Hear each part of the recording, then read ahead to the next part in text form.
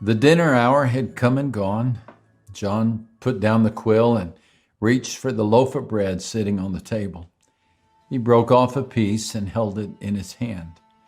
The action triggered a memory of days long past, of a meal that Jesus and the disciples shared in a home in Bethany. This little village was just 2 miles east of Jerusalem on the Jericho Road, which made it an ideal place for them to stay when they were in the area. It also didn't hurt that Bethany was the home of a woman named Martha, who was an excellent host and cook. Martha lived there with her sister Mary and her brother Lazarus. They were all good friends of Jesus and often extended an invitation for him and the disciples to dine there. One evening, the disciples arrived to see Martha performing her typical duties, making sure the food was prepared and the guests were all happy and the details were covered. Evidently, she had assumed that her sister would help, but either Mary didn't get the message or she ignored it. And when John walked into the main room, he saw Mary sitting at Jesus' feet listening to him teach. And John thought it was peculiar, but since it didn't seem to bother Jesus, it didn't bother him. But boy, it certainly bothered Martha. As the evening shadows grew longer, John could tell that her patience with her sister was running shorter. The tension was building in the house, and eventually it erupted. "Lord," and exasperated, Martha finally declared to Jesus, "Don't you care that my sister has left me to do the work all by myself? Tell her to help me." John didn't often hear his master addressed in this manner. Jesus paused his teaching and replied, "Martha, Martha, you are worried and upset about many things, but few things are needed, or indeed only one. And Mary has chosen what is better, and it will not be taken away from her." John put the bread in his mouth and chuckled. These were happy occasions, times shared with friends and family. But as Jesus' ministry drew to a close, those moments grew few and far between. Events were moving forward that would soon lead Jesus to his death on the cross, a penalty that he would pay so we would never again have to be separated from God.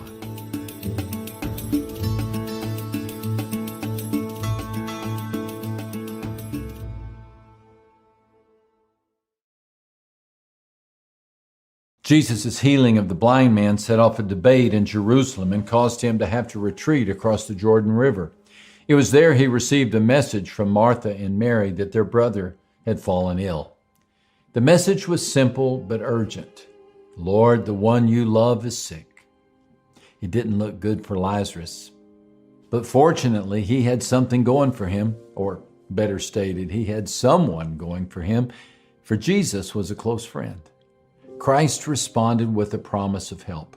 "Lazarus' sickness will not end in death," he said. It would have been easy for the messenger to misunderstand the statement and believe that Lazarus would not face death. But Jesus made a different promise. This sickness will not end in death. Lazarus would find himself in the valley of death, but he would not stay there. So the days came and went, and Lazarus began to fade. No Jesus, no help. Finally, Jesus told the disciples the time had come to return to Bethany. And John remembered the scene when they arrived. By this time, Lazarus had been in the tomb for 4 days. No help from Christ, and now no hope. Mary and Martha were disappointed and confused, and it was Martha who reached them first. "Lord," she said, "if you'd been here, my brother would not have died." Jesus' response was direct. "Your brother will rise again," he said. "Yes," Martha replied, "he will rise when everyone else rises at the last day." Jesus looked at her a moment and said, "I am the resurrection and the life. Anyone who believes in me will live even after dying. Do you believe this?" Can you feel the drama in that moment? Jesus was asking this heartbroken sister, "Do you believe?" He was asking it in the vicinity of the cemetery. He was asking it 4 days too late because Lazarus was 4 days dead and buried. Do you believe? It's the same question Jesus asks us when we find ourselves in the middle of that valley of death. when all hope seems lost and Jesus' help seems missing? But John could barely make out Martha's quiet reply. Every stride and step brings you closer to your final one. Each beat of the heart is the click of a countdown clock. Your days are measured. And no matter how well you run this race, you will not run it forever. And when that time comes, you will need Jesus' help to enter your eternal home. Thankfully, that help has already been given. The invitation has been made. The price has been paid. For the raising of Lazarus from the dead was only a small hint of the greater resurrection to come. The religious leaders had been angry at the miracle of the healing of the blind man, but this miracle caused them to fear. If we let him go on like this, they said, everyone will believe in him, and then the Romans will come and take away our temple and our nation. Soon plans were in motion to forever end the threat that Jesus represented. For John, time passed like a blur, a Passover meal, a foot-washing ceremony, a sleepy journey to a garden at night, a betrayal followed by Roman torches and Roman swords, a mock trial and a sentence of death. All of the disciples fled the scene. Only one among them had received money to betray Christ, but all of them abandoned him in his time of need. John alone returned to the outskirts of the city to stand with Jesus' mother at the foot of the cross. And the hours passed. At noontime, a darkness descended upon the land, and at 3 o'clock, Jesus cried out, my God, why have you forsaken me?" And for the first time, Jesus had been cut off from the fellowship with the Father. God had put the sins of humanity on him and the judgment for those sins. A holy God could not look at the unholiness of sin. And in that moment, Jesus was entirely alone. John watched as a sponge soaked in wine vinegar was lifted to Jesus' lips. When he had received the drink, Jesus said, "It is finished." And with that, he bowed his head and gave up his spirit. It is finished. In the Greek language, the phrase is the single word tetelestai. It's a holy word, a sacred point in time. The moment the artist steps back from the canvas and lowers his brush, it is finished. This was not a surrender, but a declaration, a victory cry. With this single proclamation, Jesus fed more than a crowd, stilled more than a storm, and gave sight to more than one man.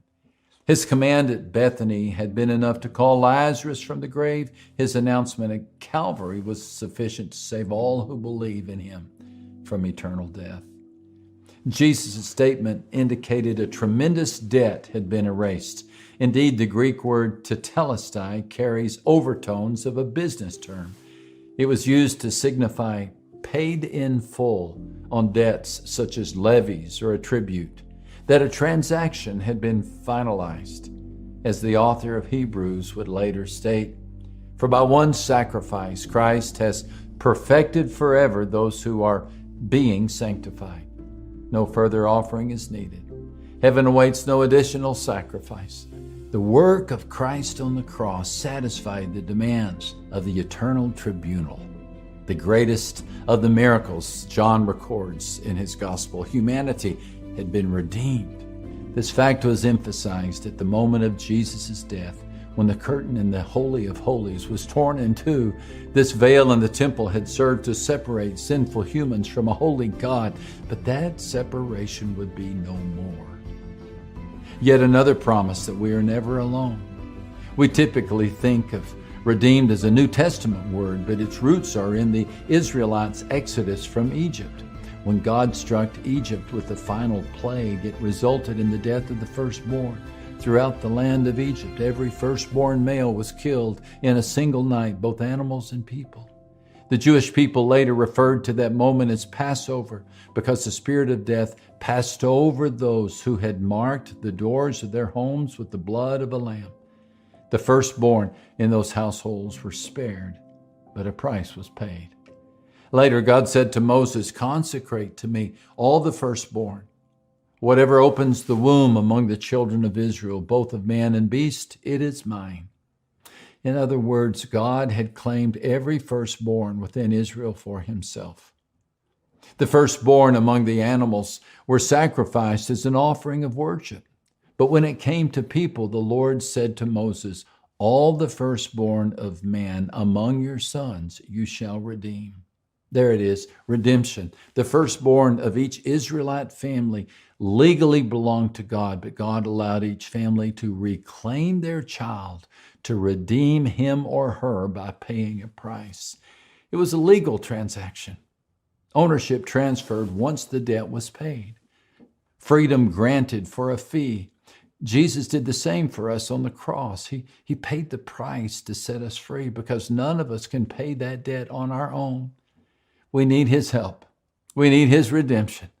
Paul said it this way, for our sake, God made Christ to be sin who knew no sin, so that in him we might become the righteousness of God.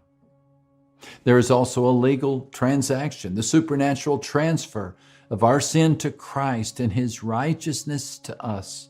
Jesus, God's sinless Son, absorbed in himself our sinful state so that we, his rebellious creation, can receive the goodness of Christ. Our part is to simply receive this great miracle of mercy, to let God's grace flow over us like a cleansing cascade, flushing out all dregs of guilt and shame. Nothing can separate us from God. Our conscience may accuse us, but God accepts us. Others may dredge up our past, but God does not. As far as he is concerned, the work is once and for all time finished.